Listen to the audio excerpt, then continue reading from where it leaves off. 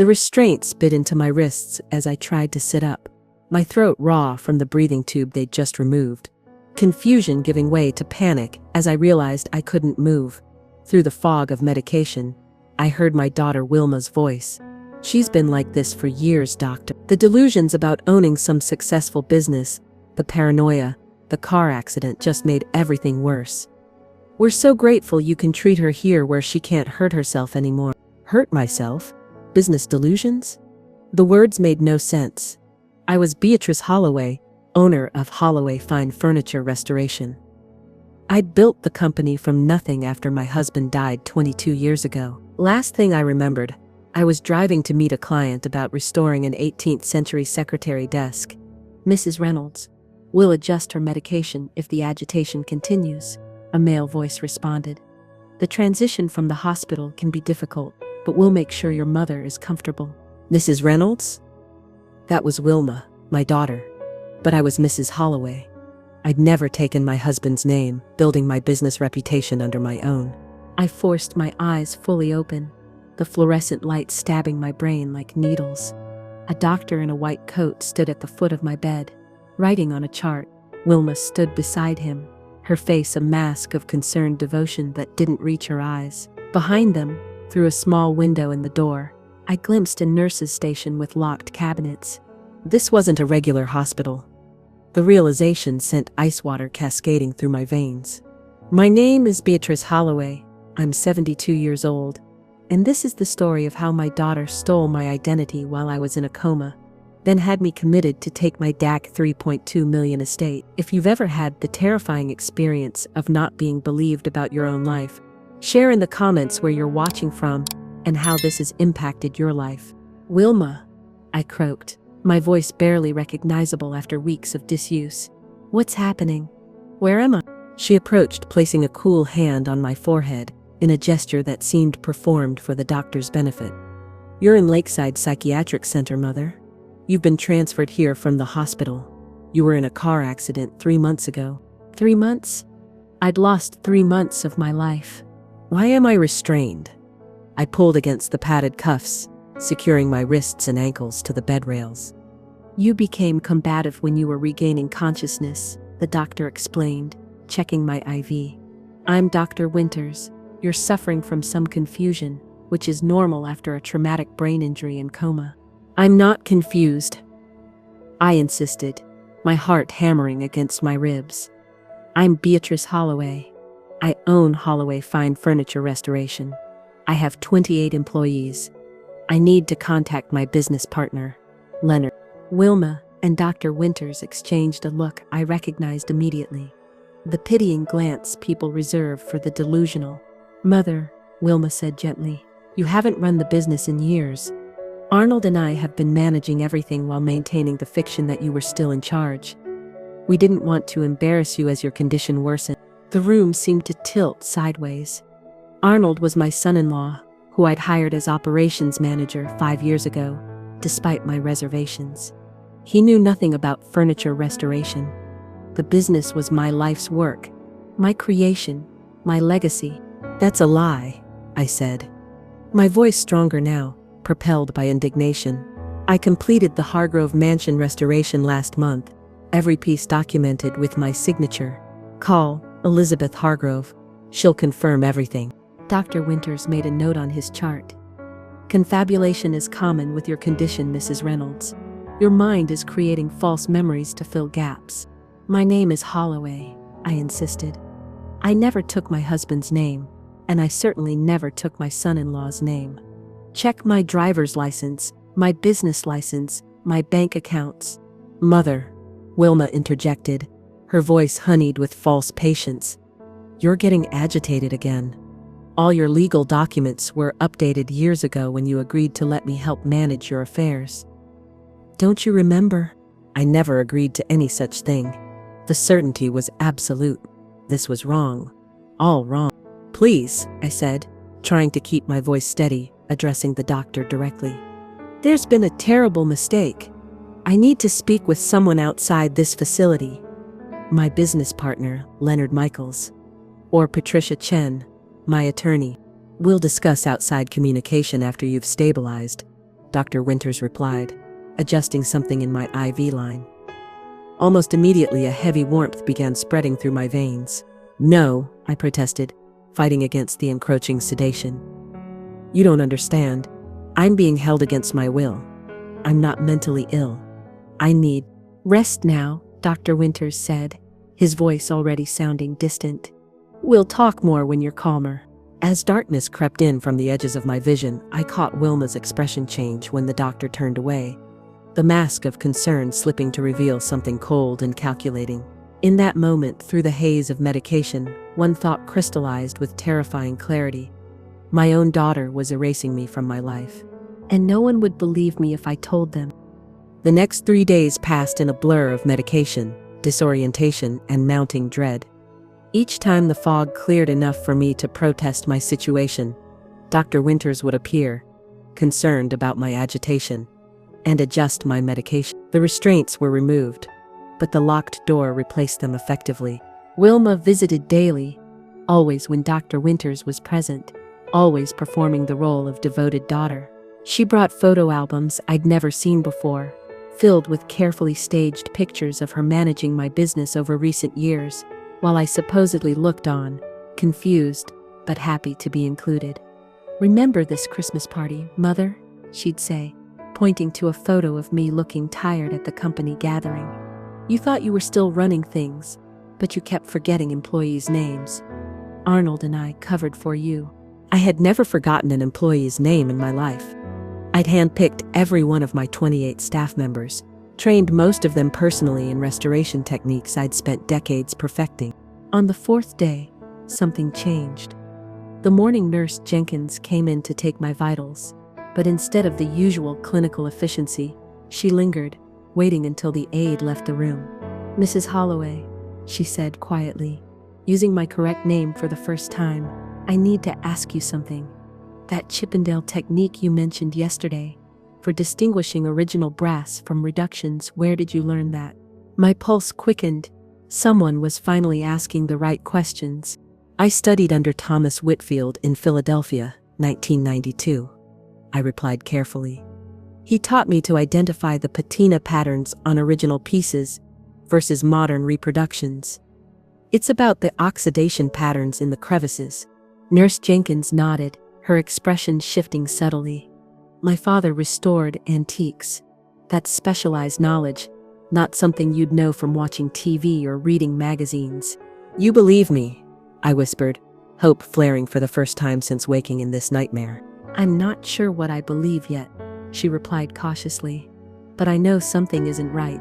Your daughter has provided records showing you've had psychiatric episodes for years, but there's nothing in your medical history before the accident. No medications, no therapists, no hospitalizations. Because there weren't any episodes, I said, sitting straighter despite the heaviness of the medications. I was running my business until the day of my accident. I was featured in Business Monthly 3 months ago. There are photographs, interviews. I checked, she said, glancing toward the door. That issue exists, but your daughter told everyone those interviews were conducted with her, using your name to maintain the company image. She has emails supposedly from the magazine editor confirming this arrangement. The calculated thoroughness of Wilma's deception stole my breath. This wasn't opportunistic exploitation of my coma. This was a meticulously planned erasure of my identity. Why are you telling me this? I asked. Why do you believe me when no one else does? Because my mother owned a small business, she replied. The way you talk about wood grain and restoration techniques, those aren't delusions. Those are the details only someone who's done the work would know. Before she could say more, the door opened. Nurse Jenkins smoothly returned to taking my blood pressure as an orderly named Marcus entered with breakfast. That evening, as Marcus was collecting my dinner tray, he paused, his back to the door camera. The new patient in room 114, he murmured, barely moving his lips. Evelyn, former judge. She believes you too. Says your case sounds like elder exploitation she used to see in her courtroom. Over the next week, a pattern emerged. While Wilma, Dr. Winters, and most staff treated me as a delusional patient, A small underground network formed around me. Nurse Jenkins, Marcus the orderly, Evelyn the former judge, and Carlos, a janitor who smuggled notes between us. Through their eyes, I began to see the full picture of what had happened while I was unconscious.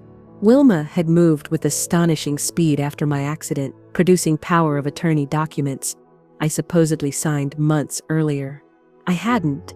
Medical records documenting a non-existent cognitive decline, and witness statements from concerned employees about my increasingly erratic behavior. Your son-in-law fired 3 senior employees the week after your accident. Marcus informed me during a carefully timed medication check when the regular nurse was on break. Leonard Michaels tried to visit you in the hospital, but your daughter had left instructions that only family was allowed. Leonard, my business partner for 15 years. The one person who could verify everything. Have you been able to contact him? I asked urgently. Not yet, Marcus replied. But Judge Evelyn thinks she can get a message out through her former clerk who visits on Sundays. The stakes became clearer with each new piece of information. This wasn't just about my freedom or even my business. My entire $3.2 million estate, the business, my home, my investments, everything I'd built over decades of work, had been seized while I lay unconscious. The most disturbing revelation came 10 days after I awoke. Marcus was helping me walk the hallway for my prescribed exercise, supporting my arm as my muscles weakened from months in a hospital bed, struggled to remember their function. I was cleaning the consultation room 2 weeks ago, he whispered as we slowly paced. Your daughter and her husband came in early for their appointment with Dr. Winters. They didn't know I was in the supply closet. They were talking about how they'd been planning this for months. Even before your accident, my legs nearly gave way beneath me.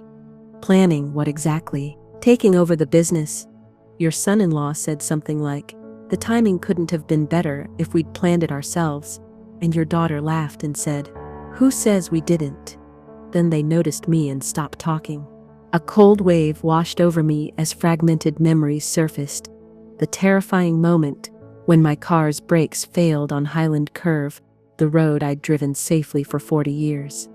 Are you suggesting my accident wasn't an accident? My voice sounded distant to my own ears. Marcus hesitated. Yesterday, I overheard them talking about brake lines. Your son-in-law said, no one can prove anything about the brake lines now. The car's been crushed. That's when I decided I had to tell you. The hallway seemed to tilt around me. My own daughter, the little girl I'd raised alone after Robert died, the woman I'd trained and mentored and loved, had not just stolen my identity and freedom. She may have actively tried to kill me. And when that failed, she'd found another way to erase me. The revelation about my accident changed everything. The fog of confusion and betrayal that had clouded my thinking since awakening crystallized into something harder, more focused. This wasn't just about surviving each day in this facility. It was about justice. Judge Evelyn became my most valuable ally. During our carefully orchestrated group therapy sessions, she helped me understand the legal mechanisms Wilma had used to seize control of my life. They exploited a legal gray area, she explained during a monitored art therapy class, speaking softly while we painted bland watercolors. When someone's in a coma, the courts fast-track guardianship petitions, especially when there's a business that needs immediate management decisions. But I had a will, advance directives, I whispered back, keeping my eyes on my painting. Leonard and I set everything up years ago, which is why they needed to establish a pattern of mental decline predating those documents, Evelyn replied. If they could convince the court you weren't competent when you created those directives, they become invalid. The calculated precision of it made my stomach clench. Wilma had been my company's marketing director for 8 years. She knew nothing about the actual restoration work, the careful techniques I'd spent decades perfecting, but she understood systems, documentation, and perception management. She'd applied those skills not to growing my business, but to stealing it. On my 14th day in the facility, Nurse Jenkins slipped me a folded newspaper clipping during my morning medication check. Page 6 of the business section, she murmured, from yesterday's paper. When she left, I carefully unfolded it under my blanket. It was a small article about Holloway Fine Furniture Restoration, announcing its rebranding under new management. The photo showed Wilma and Arnold standing proudly in my workshop, surrounded by the antique pieces I'd been restoring before my accident. The caption identified Wilma as founder Beatrice Holloway's daughter, who has been quietly running the company for years while her mother battled cognitive decline. A strange heat rushed from my chest into my neck and face as I stared at the image. My vision seemed to sharpen, the dim room suddenly coming into crystal clarity. I could see the dust motes dancing in the beam of morning light, the weave of the institutional blanket, the faint fingerprints on the glossy newspaper page. The constant background haze of medication that had dulled my senses since awakening burned away, replaced by a cold, clarifying anger I'd never experienced before. They were dismantling my life's work piece by piece, rewriting my history, erasing my achievements, the business I'd built from nothing after Robert died, starting with a single restoration job in our garage, growing through word of mouth and meticulous craftsmanship into a respected enterprise, was being stolen in broad daylight, and the world was applauding. That afternoon, during my scheduled time in the common room, Judge Evelyn sat beside me at the puzzle table. "My clerk came through," she said quietly, fitting a puzzle piece into place. "She contacted Leonard Michaels. He's been looking for you since the accident. Wilma told him you'd been transferred to a private care facility in Arizona to be near your sister." "I don't have a sister," I said, my fingers gripping the puzzle piece so tightly my knuckles whitened. "Exactly." He knew something was wrong, started asking questions. "Wilma and Arnold have been systematically cutting off anyone who knew you well. They fired your assistant of 12 years, replaced your accountant, even had your mail forwarded to a P.O. box they control." The thoroughness of my isolation was both terrifying and illuminating. They hadn't just imprisoned my body, they'd erased my connections to the outside world, one by one. "Leonard's coming," Evelyn continued. "My clerk added him to my visitor list as my nephew. Tomorrow at 2 p.m. For the first time since awakening in restraints, I felt something beyond fear and confusion.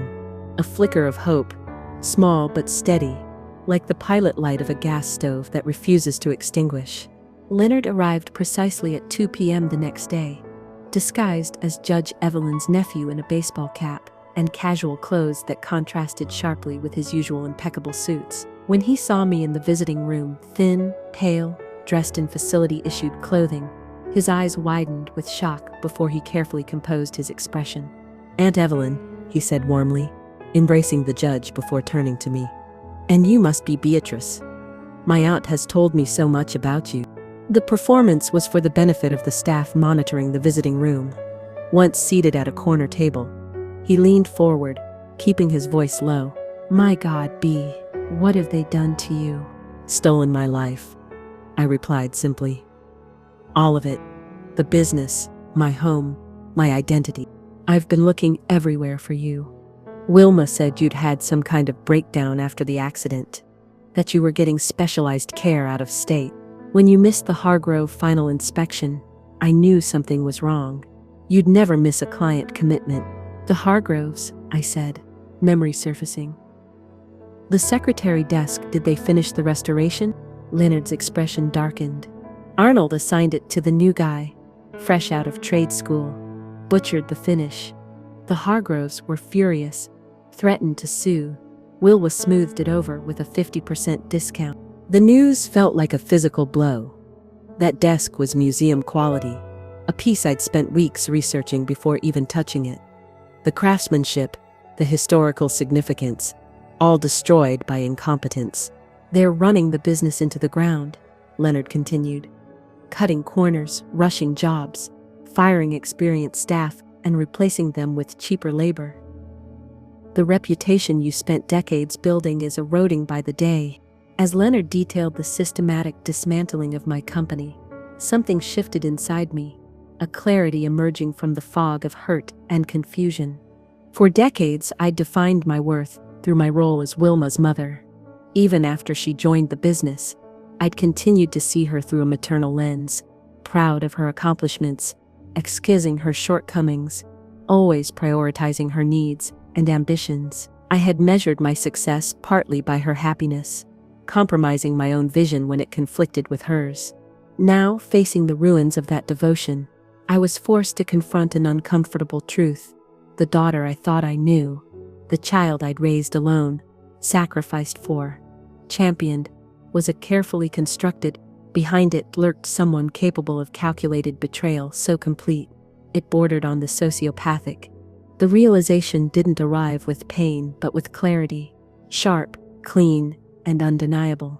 If Wilma Holloway Reynolds had never truly existed as I understood her, then Beatrice Holloway as I had defined myself, the self-sacrificing mother, didn't exist either, which meant I had the opportunity, the necessity, to discover who I actually was, separate from the maternal role I had played for 46 years. "I need to get out of here," I said, my voice steadier than it had been in weeks.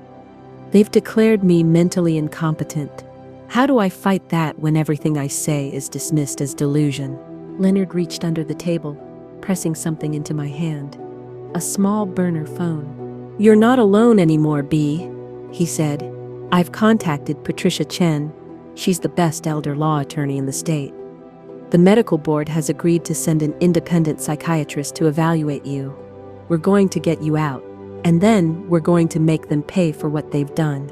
As I slipped the phone into the waistband of my facility-issued pants, I felt my spine straightening, vertebra by vertebra, as if remembering its proper alignment after weeks of medication-induced stooping.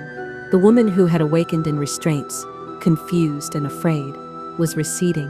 In her place was emerging someone I recognized from before, the businesswoman who had overcome every obstacle, who had built something from nothing, who had never accepted defeat. Beatrice Holloway was coming back, and Wilma had no idea what was coming for her. The burner phone Leonard smuggled to me became my lifeline to the outside world. I kept it hidden inside a slit I'd carefully cut in my mattress, retrieving it only during the brief window between night medication rounds, when I knew the hallway cameras were being monitored by Marcus, who would conveniently look away. Patricia Chen, the elder law attorney Leonard had contacted, was a revelation. During our first call, her methodical approach cut through my lingering fog of disbelief. "Mrs. Holloway," she said, her voice crisp and focused, "what your daughter and son-in-law have done constitutes elder abuse, fraud, and possibly attempted murder if we can prove the break tampering. I need you to document everything, every conversation, every staff interaction, every visit from your daughter." "I don't have access to paper or pens," I whispered, huddled in my bathroom where the surveillance cameras couldn't see me. "They monitor everything. Memorize it then," she replied without hesitation. "You built a business cataloging the minute details of antique furniture. Use those same observation skills now. Dates, times, exact wording. Your memory will be crucial evidence." Her confidence in my abilities, her immediate recognition of my professional skills rather than seeing me as just a victim, straightened my posture even in the cramped bathroom stall. For weeks, I'd been treated as delusional, my knowledge and experience dismissed. Patricia's matter-of-fact acknowledgement of my expertise felt like recovering a piece of my stolen identity. Over the next week, I became a human recording device, mentally documenting every interaction. I paid particular attention to Dr. Winter's inconsistencies, how she referenced psychiatric episodes I knew had never occurred, how she avoided direct questions about my pre-accident medical records. Meanwhile, Patricia and Leonard worked tirelessly on the outside. Leonard gathered statements from long-term clients attesting to my mental acuity before the accident. Patricia filed emergency motions, challenging the competency ruling and demanding an independent psychiatric evaluation. The medical board has agreed to send Dr. Michaels tomorrow, Patricia informed me during our nightly call. He's completely independent with no connection to Lakeside or Dr. Winters. Answer his questions honestly. Demonstrate your knowledge of your business, your finances, your history. This is our best chance to get you out quickly. The next morning, I felt a shift in the facility's atmosphere. Dr. Winters appeared unusually tense during morning rounds, her typically smooth professional demeanor showing cracks. Nurse Jenkins slipped me a note with my medication. Board rip arriving 11 a.m. Vivane called in. Wilma and Arnold were coming. The realization sent a jolt of adrenaline through my system, clearing the lingering medication fog. This would be the first time I'd see them both since understanding the full scope of their betrayal. At precisely 11 a.m., Dr. Michaels from the medical board arrived, a silver-haired man with penetrating eyes and a no-nonsense demeanor. He was accompanied by a court-appointed observer, a stern-looking woman who introduced herself as Miss Patel. "Mrs. Holloway," Dr. Michaels began once we were settled in Dr. Winter's office, "I'm here to conduct an independent evaluation of your cognitive function and mental status. Do you understand why I'm here?" "Yes," I replied, my voice stronger than it had been in weeks. My daughter had me declared mentally incompetent while I was in a coma following a car accident. I believe this was done fraudulently to gain control of my business and assets. Dr. Winters interjected smoothly. "Mrs. Reynolds often experiences these paranoid delusions about her daughter. It's part of her condition." "My name is Holloway," I corrected firmly. "I never took my husband's name, and I certainly never took my son-in-law's name. I've been Beatrice Holloway, professionally and legally, for my entire adult life." Dr. Michaels made a note, then proceeded with a comprehensive cognitive assessment, memory tests, orientation questions, problem-solving scenarios. I answered each question with precision, drawing on the mental clarity techniques I DAT during my weeks of confinement.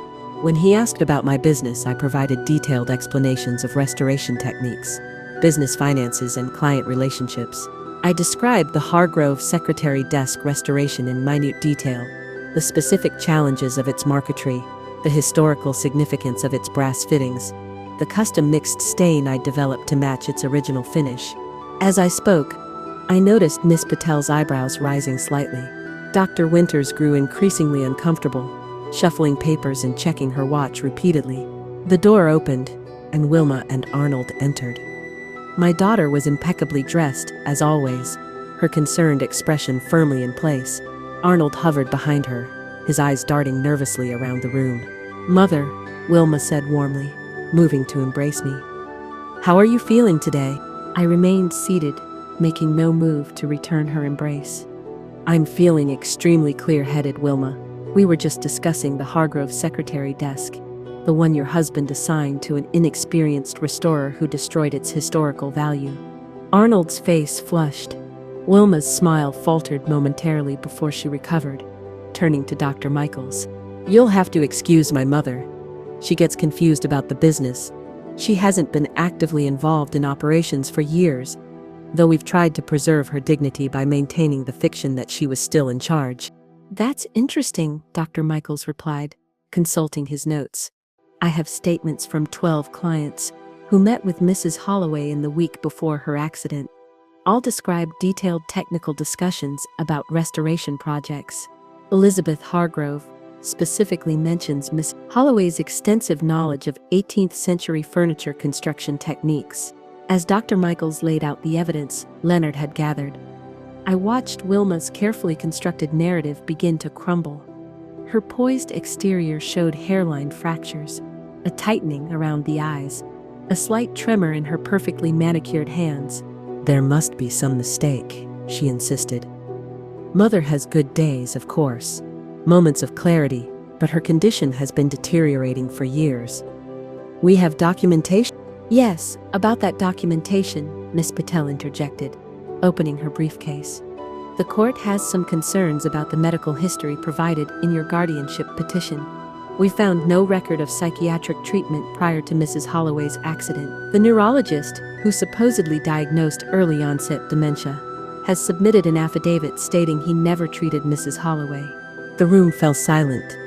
Arnold took an unconscious step backward, distancing himself from Wilma. Dr. Winters stared fixedly at her desk. "Furthermore," Miss Patel continued, "we've received concerning information about financial transactions made using Mrs. Holloway's power of attorney, specifically the transfer of $75,000 from business accounts to personal accounts controlled by you and your husband, Mrs. Reynolds." As the evidence mounted, I felt a transformation occurring within me. My spine, which had been curved with the weight of medication and betrayal, began to straighten vertebra by vertebra. as if remembering its proper alignment. The tremor in my hands, partly from medication, partly from the helplessness of my situation, stilled completely. I sat taller in the chair, my mind crystal clear, despite weeks of sedatives. My breathing deepened, each inhale filling my lungs completely for what felt like the first time since waking in this facility. "Dr. Michaels," I said, my voice emerging from a place I had forgotten existed, lower, steadier, resonating from my diaphragm rather than my throat. "I would like to evaluated by an independent psychiatrist of the court's choosing. I am confident any objective assessment will find me fully competent to manage my own affairs." Dr. Michaels nodded. "Based on my preliminary evaluation, I see no evidence of delusional disorder or dementia. I'll be recommending immediate cessation of all psychiatric medications and transfer to a general medical facility for evaluation of your post-coma condition." Wilma's mask finally shattered completely. "You can't do this. She needs treatment. She's not stable." "Mrs. Reynolds," Miss Patel said coldly, "I suggest you contact your attorney immediately. The court will be reviewing your guardianship petition in light of this new evidence, and there may be criminal charges forthcoming regarding the financial transactions." As Wilma and Arnold were escorted from the room, I felt no satisfaction, no vindication, only a cold, clear certainty about what needed to happen next. The businesswoman who had negotiated countless contracts, who had built a company from nothing, who had overcome every obstacle placed in her path, had fully reawakened, and she was ready to reclaim everything that had been stolen. The day of the medical board hearing arrived with a clarity I hadn't felt since before my accident. Michaels's preliminary evaluation had set events in motion that couldn't be stopped. Not by Wilma's increasingly desperate attempts to discredit me, not by Arnold's sudden business trip that conveniently removed him from the proceedings. The hearing room at Lakeside Medical Center felt smaller than I'd expected, more intimate than the grand chambers I'd imagined during my confinement. I sat beside Patricia Chen, my evidence organized in neat folders before us. Leonard sat directly behind me, his supportive presence a warm comfort at my back. Across the room, Wilma sat with her attorney, a sharp-featured man whose suit probably cost more than my monthly business profits. She'd dressed for the role of devoted daughter, conservative dress, subtle makeup, hair pulled back demurely. Our eyes met briefly as the board members entered, and I was surprised to find no anger rising within me, only a cold certainty. "This hearing will now come to order," announced Dr. Feldman, the board chairperson. "We're reviewing the involuntary psychiatric commitment of Beatrice Holloway and allegations of fraudulent competency proceedings." For the next hour, Patricia methodically presented our evidence. The forged medical history, the financial transfers during my coma, the statements from clients and colleagues attesting to my mental acuity before the accident. Dr. Michaels testified about his evaluation findings, stating unequivocally that I showed no signs of cognitive impairment or psychiatric disorder. Then came our surprise witness. "The board calls Marcus Jenkins," Patricia announced. Wilma's head snapped up, her composure cracking for the first time. The orderly who had helped me during my confinement entered, dressed in a suit rather than his facility uniform, his nervousness evident, but determination clear. After being sworn in, Marcus looked directly at me, then at Wilma, before addressing the board. I overheard Mrs. Reynolds and her husband discussing Mrs. Holloway's accident. Mr. Reynolds specifically mentioned that no one can prove anything about the brake lines now, and that the car's been crushed. They didn't know I was cleaning the supply closet in the consultation room. A murmur rippled through the hearing room. Wilma's attorney jumped to his feet, objecting vehemently, but the damage was done. The board members' expressions had hardened as they looked toward my daughter. What followed was a systematic dismantling of the fraudulent commitment. Nurse Jenkins testified about the inconsistencies in my medical records. Dr. Winters, when called to testify, admitted she had never personally verified the psychiatric history Wilma had provided. By the time Wilma took the stand, the outcome seemed inevitable. Her testimony was a masterclass in evasion and deflection. "I was only trying to protect my mother," she insisted, her voice catching theatrically. "After her accident, she became confused, paranoid. The business was suffering. I had to take control for her own good. Mrs. Reynolds, Dr. Feldman interrupted. We have statements from 12 clients who met with your mother the week before her accident. All described detailed technical discussions about restoration projects that someone with dementia or delusional disorder would be incapable of conducting. Wilma faltered. She has good days and bad days. And the financial transfers? Dr. Feldman continued. Can you explain why $75,000 was moved from your mother's accounts to yours while she was comatose? Business expenses, Wilma said weakly. The company showed a profit during that period, Patricia interjected, presenting financial statements. And these transfers went to personal accounts, not business accounts. I stood when it was my turn to address the board, my voice emerging from a place I had forgotten existed, lower, steadier, resonating from my diaphragm rather than my throat. The familiar urge to protect Wilma, to soften the blow, to find excuses for her behavior. The maternal instinct that had defined so much of my life didn't come. Instead, a steady certainty flowed through me, warming my limbs, squaring my shoulders. For 28 years, I built my business from nothing. I raised my daughter alone after my husband died.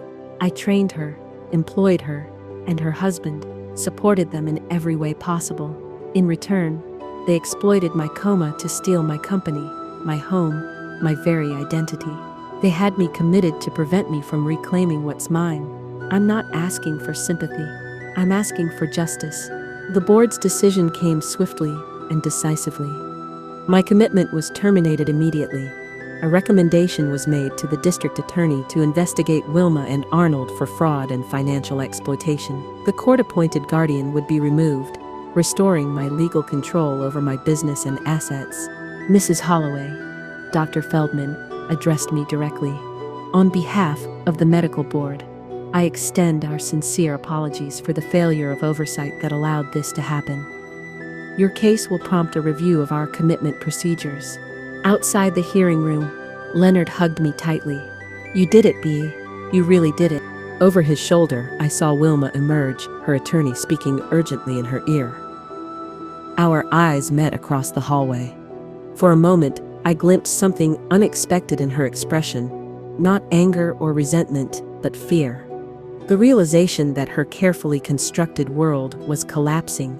She approached hesitantly, her attorney trying unsuccessfully to stop her. Mother, she began, her voice uncharacteristically uncertain. I know you won't believe this, but I thought I was doing what was best.